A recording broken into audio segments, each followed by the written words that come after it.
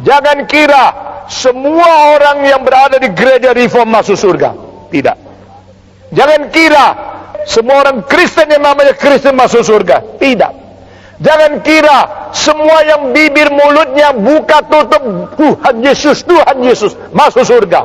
Mungkin yang paling banyak menyebut Yesus, yang paling jauh dari Yesus. Saudara-saudara, jangan kira orang yang memberikan persembahan yang banyak masuk surga. Jangan kira orang yang paling rajin ikut kebaktian masuk surga. Jangan kira begitu. Ini semua kalimat di dalam Alkitab. Yesus berkata, bangsaku mendekat aku dengan bibirnya, tapi hatinya jauh daripadaku. Sia-sialah mereka menyembah aku. Yesus berkata, jangan kau kira semua yang menyembah aku Tuhan, Tuhan masuk surga.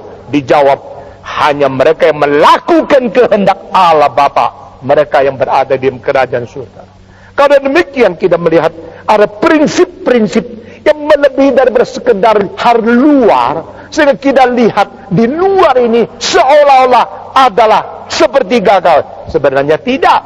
Di luar seperti kelihatan sukses, sebenarnya tidak. Sehingga kalau demikian mungkinkah membawa kita menuju kepada semacam skeptisisme melalui satu pikiran yang sebenarnya adalah agnostisisme, atau tidak mungkin diketahui, saudara-saudara. Tetap tidak. Ada dasar, ada prinsip yang membawa kita kepada konfirmasi pengertian iman yang tidak menggoncangkan kita, saudara-saudara. Pada waktu gereja Anglikan penuh dengan kelemahan-kelemahan dan legalisasi yang dimana tidak mempunyai spiritualisasi yang cukup, pada abad ke-17, 18, apa yang terjadi? Tuhan membangkitkan beberapa pemuda yang betul-betul suci, berani, adil, dan taat kepada firman Tuhan untuk mentegakkan satu hidup yang sesuai dengan metode-metode yang ditetapkan oleh Tuhan. Akhirnya mereka ditertawakan dan dihina di kampus. Ini orang-orang Metodis. Akhirnya terjadi gereja Metodis.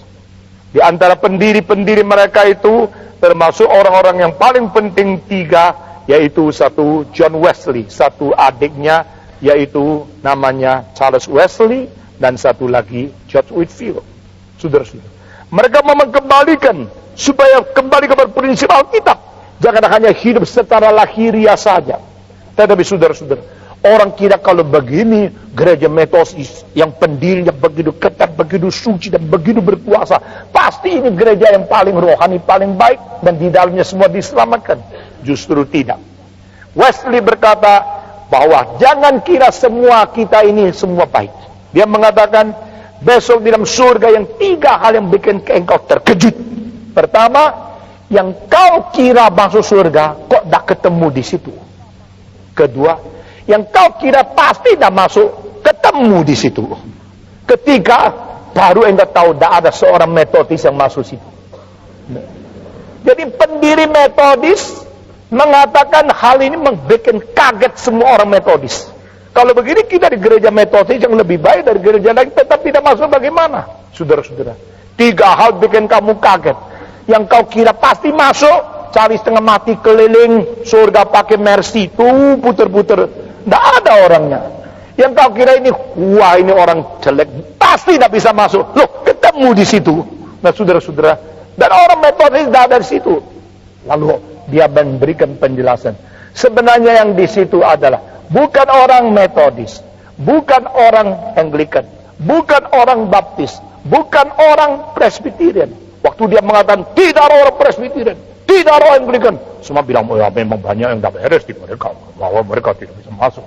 Tapi pada waktu kalimat terakhir, tidak ada orang Metodis, semua kaget. Lalu dia mengatakan, di surga bukan orang Metodis, orang Anglikan, orang Baptis, orang yang dibersihkan dengan darah Yesus Kristus. Amin.